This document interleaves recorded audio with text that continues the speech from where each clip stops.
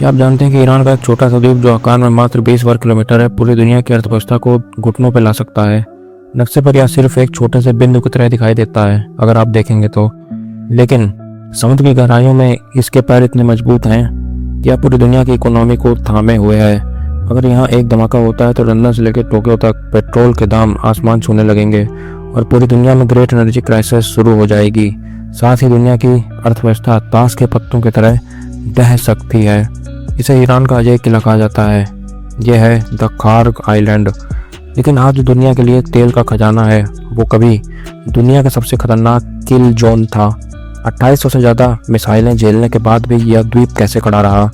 आज के इस वीडियो में हम जानेंगे इसके इतिहास को और इसके इतिहास की परतों को हटाएंगे और खार्ग द्वीप का वो सच जानेंगे जो शायद आपको ना पता हो। तो चलिए शुरू करते हैं। खार्ग द्वीप की भौगोलिक स्थिति इसे दुनिया के सबसे महत्वपूर्ण रणनीतिक बिंदुओं में से एक बनाती है। खार्ग द्वीप फारस की खाड़ी यानी पर्शियन गल्फ के उत्तर पूर्वी हिस्से में स्थित है। यह ईरान के मुख्य तट यानी बुशहर प्रोविंस से लगभग 25 किलोमीटर यानी 16 माइल्स की दूरी पर समुद्र के बीच में स्थित है। यह एक छोटा सा द्वीप है जिसकी लंबाई लगभग 6 किलोमीटर और चौड़ाई लगभग 4 किलोमीटर है। कुल क्षेत्रफल लगभग 20 से लेकर 21 वर्ग किलोमीटर में आता है। यह द्वीप मुख्य रूप से प्रवाल भित्तियों यानी कोरल रीफ्स और चूना पत्थर यानी लाइम स्टोन्स की ऊंची परतों से बना है।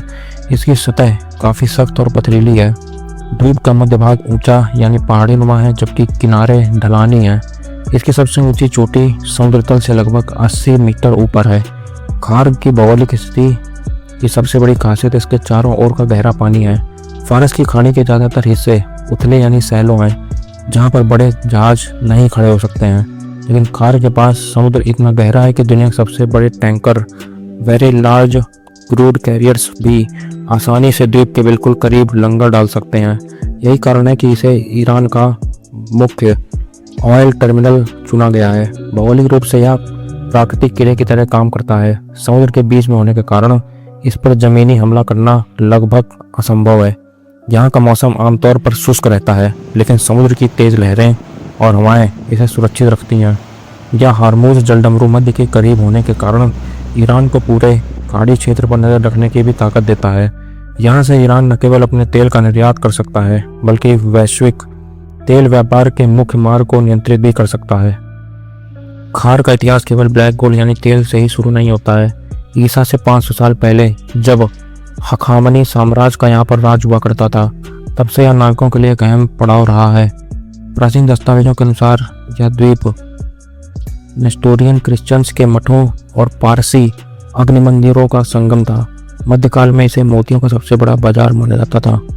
18वीं सदी में डच और अंग्रेजों की यहाँ पर उपस्थिति ने साबित कर दिया कि जो खार्ग पर राज करेगा वही फारस की खाड़ी का सुल्तान होगा। लेकिन 1950 में यहाँ कुछ ऐसा मिला जिसने इसकी किस्मत हमेशा के लिए बदल दी। वो था क्रूड ऑयल। हालांकि ईरान में तेल की आधुनिक खोज असल में 1950 में नहीं बल्कि इसके काफ़ी पहले 1908 में हुई थी। हालांकि 1950 का दशक ईरान के तेल इतिहास के लिए बहुत ही महत्वपूर्ण मोड़ था, क्योंकि इसी दौरान तेल के राष्ट्रीयकरण का कार्य संपन्न हुआ था। राष्ट्रीयकरण 1991 में ईरान के प्रधानमंत्री मोहम्मद मसादेह ने तेल उद्योग का राष्ट्रीयकरण कर दिया था। उनका मानना था कि ईरान के तेल पर ईरानियों का हक होना चाहिए, न कि विदेशी कंपनियों यानी ब्रिटेन का। लेकिन जरा रुकिए, क्या आप जानते हैं कि खार्ग द्वीप को द अनब्रेकेबल एयरक्राफ्ट कैरियर क्यों कहा जाता है? 1980 के दशक में जब सद्दाम हुसैन ने इसे मिटाने की कसम खाई थी, तब इस टापू पर हर दिन मौत का नृत्य होता था। पर सवाल यह है कि इतने हमले होने के बाद भी ईरान की रगों में तेल बहना बंद क्यों नहीं हुआ? असली खेल तो यहाँ के सर्वाइविंग बंकर्स और दुनिया की सबसे बड़ी डिफेंस वॉल में छिपा हुआ है। ईरान इराक युद्ध के दौरान इराक ने खार्ग को पूरी तरह ब्लॉक करने के लिए ऑपरेशन रैमडन चलाया था। सद्दाम हुसैन का मकसद साफ था, खार्ग को तबाह करो, ईरान का पैसा खत्म करो। वॉर रिकॉर्ड्स बताते हैं कि ईरान ने इस छोटे से टापू पर 2800 से ज़्यादा हवाई हमले किए। फ्रांसीसी एक्सोइसिट मिसाइलों ने तेल के टैंकरों को समंदर में कब्रगाह बना दिया, लेकिन खार्ग नहीं झुका। यहाँ के इंजीनियरों ने बमबारी के ठीक 2 घंटे बाद दोबारा पाइपलाइंस को जोड़ना शुरू कर दिया था। यह सिर्फ एक आइलैंड नहीं, ईरान की लाइफलाइन बन चुका था। आज खार्ग द्वीप ईरान के कुल तेल क्षेत्र निर्यात का लगभग 90% संभालता है। यह दुनिया के सबसे गहरे बंदरगाहों में से एक है। जहां एक साथ 10 सुपर टैंकर तेल भर सकते हैं। वर्तमान स्थिति की बात करें तो खार्ग केवल एक कॉमर्शियल पोर्ट नहीं, यह ईरान की जियोपॉलिटिकल शील्ड है, जहां तैनात S-300 और बावर 373 मिसाइल सिस्टम इसे दुनिया के सबसे सुरक्षित ठिकानों में से एक बनाते हैं। अगर अमेरिका या इजराइल के साथ तनाव बढ़ता है तो खार्ग द्वीप ही वो ट्रिगर पॉइंट होगा जहां से पूरी दुनिया का समुद्री व्यापार स्ट्रेट ऑफ हार्मुज बंद किया जा सकता है। खार्ग का इतिहास हमें सिखाता है कि भूगोल ही भाग्य है, ज्योग्राफी इज डेस्टिनी। हजारों सालों से सभ्यताओं के उतार चढ़ाव को देखने के बाद यह द्वीप आज बारूद के ढेर पर बैठा दुनिया का सबसे कीमती स्थान है। लेकिन एक बड़ा सवाल अभी भी बाकी है कि अगर कल तेल की जगह रिन्यूएबल एनर्जी ले लेगी तो क्या यह अजय किला फिर से गुमनाम खंडहर बन जाएगा, या फिर इसकी रणनीति स्थिति इसे भविष्य के युद्धों का केंद्र बनाकर रखेगी। 30 मार्च 2026 को व्हाइट हाउस से एक ऐसा ट्वीट आता है जो पूरी दुनिया की सांसें रोक देता है। अमेरिकी राष्ट्रपति का सीधा अल्टीमेटम है, या तो शांति समझौता करो या खार्ग द्वीप का नामो निशान मिटा दिया जाएगा। आज हम जानेंगे कि वर्तमान में इसके बारे में क्या चल रहा है। सब कुछ शुरू हुआ था 28 फरवरी 2026 को। अमेरिका और इजराइल ने एक सरप्राइज अटैक के साथ ईरान के टॉप नेतृत्व और सैन्य ठिकानों को निशाना बनाया, लेकिन यह पूरे युद्ध का सबसे बड़ा टारगेट था खार्ग द्वीप। 13 मार्च 2026 को अमेरिकी सेंट्रल कमांड CEN सेटकॉम ने खार्ग द्वीप पर 90 से ज़्यादा सटीक हमले किए। रिपोर्ट के मुताबिक वहां मौजूद मिसाइल बंकर्स और नौसैनिक माइंस डिपो को तबाह कर दिया गया, लेकिन एक रहस्यमय रणनीति के तहत तेल के कुओं को अब तक बचाकर रखा गया है। क्यों? क्योंकि अमेरिका को इसे सौदेबाजी का आखिरी पत्ता मान रहा है। लेकिन कहानी में ट्विस्ट यहाँ पर आता है कि सिर्फ हवाई हमले नहीं, अब बात ग्राउंड इन्वेजन की हो रही है। पेंटागन के सूत्रों के अनुसार 17,000 अमेरिकी सैनिक खार्ग द्वीप को पूरी तरह अपने कब्जे में लेने के लिए तैयार हैं। ईरान के तट से महज 33 किलोमीटर दूर अमेरिकी सेना का कब्जा। अगर ऐसा हुआ तो ईरान का 90% तेल निर्यात चीन और दुनिया के लिए हमेशा के लिए बंद हो जाएगा। क्या यह चीन को इस युद्ध के बीच में खींचने की चाल है?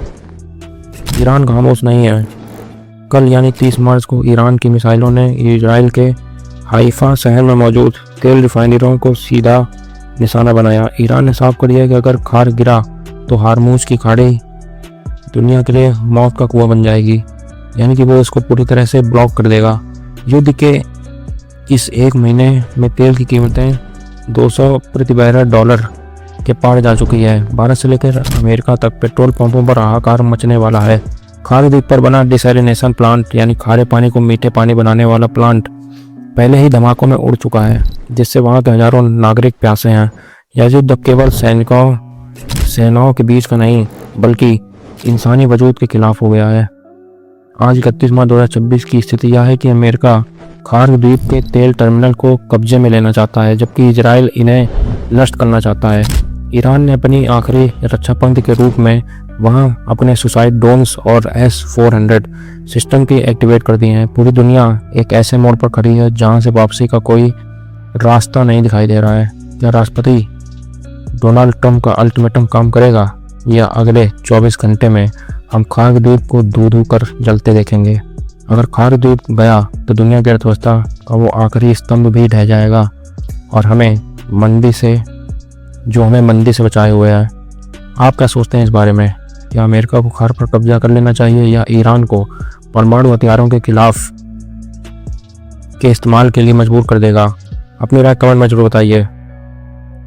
मिलते हैं अगले वीडियो में, तब तक के लिए धन्यवाद।